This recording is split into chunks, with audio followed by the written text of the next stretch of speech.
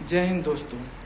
आज बात करेंगे सिक्योरिटी गार्ड में डायरेक्ट इंटरव्यू के द्वारा जो ज्वाइन करते हैं सिक्योरिटी गार्ड, उसमें इंटरव्यू में महत्वपूर्ण 10 क्वेश्चंस आते हैं, 8 से 10 क्वेश्चंस आते हैं।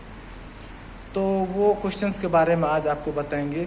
जो आप ज्वाइनिंग सेंटर जो होते हैं, ट्रेनिंग सेंटर, वहाँ नहीं जाके आप डायरेक्ट अगर ब्रांच से ज्वाइनिंग करते हैं तो आपको 8 से 10 क्वेश्चंस पूछे जाएंगे, जिसमें से अगर आपको जानकारी हैं तो आपको डायरेक्ट वो अपॉर्चुनिटी मिल जाता है जो आप सिक्योरिटी गार्ड में डायरेक्ट ज्वाइन कर सकते हैं। वो 8 से 10 क्वेश्चंस क्या है आज हम आपको बताएंगे। जो सबसे पहले अगर ज्वाइनिंग इंटरव्यू होते हैं तो इंटरव्यू में first impression and last impression, ये आपको सबको पता होगा। तो अगर आप सबसे पहले हेयर कटिंग और शेविंग क्लीन होना चाहिए, तो उसके बाद जैसे इंटरव्यू में फर्स्ट क्वेश्चन इससे पूछेंगे, बोलेंगे जो, क्योंकि मैं अपना खुद कई इंटरव्यू दे चुके हैं, मैं भी इंटरव्यू लेता हूँ बाकी सारे गार्डों का। तो ये पहला क्वेश्चन ज़्यादा करके ये रहते हैं, अपना परिचय दे। तो आप अपना परिचय दीजिए, आप अपने बारे में बताइए, आपका क्वालिफिकेशन क्या है और आप इससे पहले क्या करते थे, ये आप बताइए। और दूसरा क्वेश्चन ये रहेंगे जो सिक्योरिटी क्या है, सिक्योरिटी क्या है, सिक्योरिटी के बारे में आप क्या जानते हैं, उसका डेफिनेशन, उसका परिभाषा आप बताइए। तो आप उसका परिभाषा बताइए और अपने हिसाब से जो अगर सिक्योरिटी का परिभाषा होते हैं वो अपने लैंग्वेज में अपने हिसाब से दीजिए, ताकि उसको क्लाइंट सामने वाले क्लाइंट को लगे जो हाँ इसको जानकारी है। दूसरा क्वेश्चन ये हो गया। तीसरा क्वेश्चन ये हो जाते हैं जो सिक्योरिटी गार्ड में जो पूछे जाते हैं, नॉर्मली मैं उसके बारे में बताता हूँ और एक्स्ट्रा नहीं बता रहा हूँ।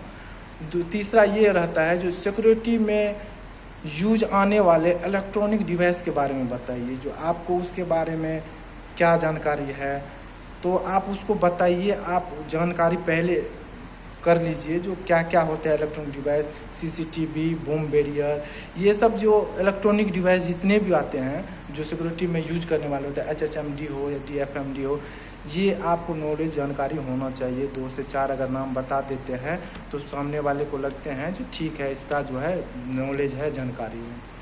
चौथा अगर प्रश्न की बात किया जाए तो वेरी इंपॉर्टेंट प्रश्न ये रहते हैं जो फायर के बारे में बताइए, उसका परिभाषा दीजिए, उसके बारे में आप क्या जानते हैं।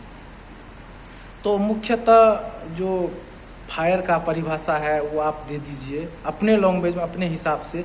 मैं नेक्स्ट क्वेश्चन में जो भी क्वेश्चन होएगा 8 से 10 क्वेश्चन, उसके आंसर भी मैं दूंगा नेक्स्ट क्वेश्चन में, क्योंकि ये बहुत लंबा वीडियो बन जाएंगे।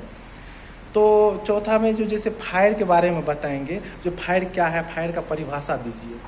तो फायर के परिभाषा में आप परिभाषा दीजिए और मुख्यतः कितने प्रकार के हैं वो दीजिए। ABCDE 4 में डिवाइड कर दीजिए, ABCD ग्रुप में। और फिर उसको बताइए जितने इतने ये प्रकार के होते हैं सर। और उसके देने के बाद आपको उसके साथ में ये भी बताना है जो उसमें कौन से फायर में कौन से एक्सटिंग्विशर यूज होता है, वो आपको नॉलेज में, जानकारी में होना चाहिए। क्योंकि वो दोबारा क्वेश्चन नहीं पूछेंगे जो कौन से फायर में कौन सा एक्सटिंग्विशर यूज होता है, आपको खुद ही बताना। यही फायर से रिलेटिव A to Z आपको बताना।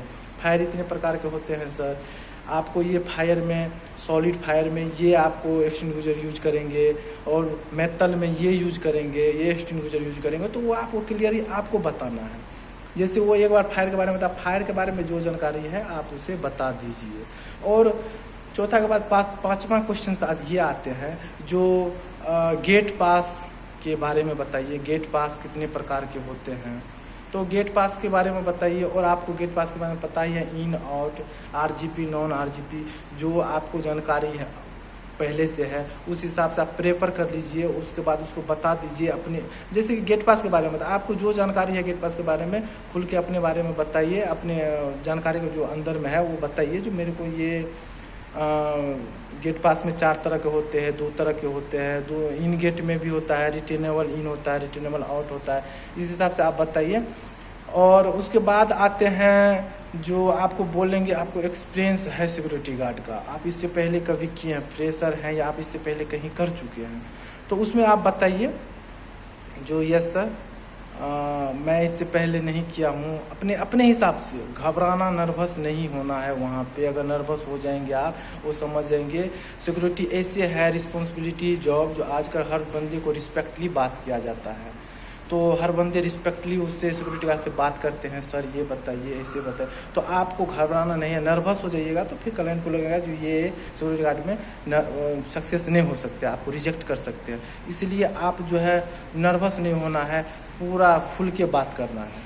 और जहाँ तक बात करें इंटरव्यू को, तो ये अगर 5 से 6 अगर क्वेश्चन आप बताते हैं तो 10 क्वेश्चन अगर आते हैं तो अगर आपको 2 से 4 क्वेश्चन अगर सही सही बता देते हैं तो क्लाइंट को लगता है ये इसको जानकारी है और उसे सेलेक्ट करके उसे ज्वाइन करवा देते हैं विदाउट ट्रेनिंग सेंटर जाए हुए। तो आप समझ सकते हैं अगर ट्रेनिंग सेंटर आप नहीं गए, आप अगर डायरेक्ट ब्रांच से ज्वाइनिंग कर गए सिक्योरिटी गार्ड में, तो आपके लिए क्या बेस्ट अपॉर्चुनिटी आप समझ सकते हैं। क्योंकि आपको 1 महीने वहाँ पे टाइम बर्बाद करना पड़ेगा, आपको 10,850 रुपये बर्बाद करना पड़ेगा। बर्बाद नहीं कहा जाए, क्योंकि अगर आप ज्वाइनिंग करते हैं तो इतना देना ही पड़ता है। और जो आपको यूनिफॉर्म, आपको शूज़ ये सब मिलेंगे तो उसमें आपको जो है चार्जेबल उतना लगता है। तो अगर आप डायरेक्ट ब्रांच से ज्वाइनिंग करते हैं तो फिर आपको ये क्वेश्चंस याद करना इम्पोर्टेंट है गुरु।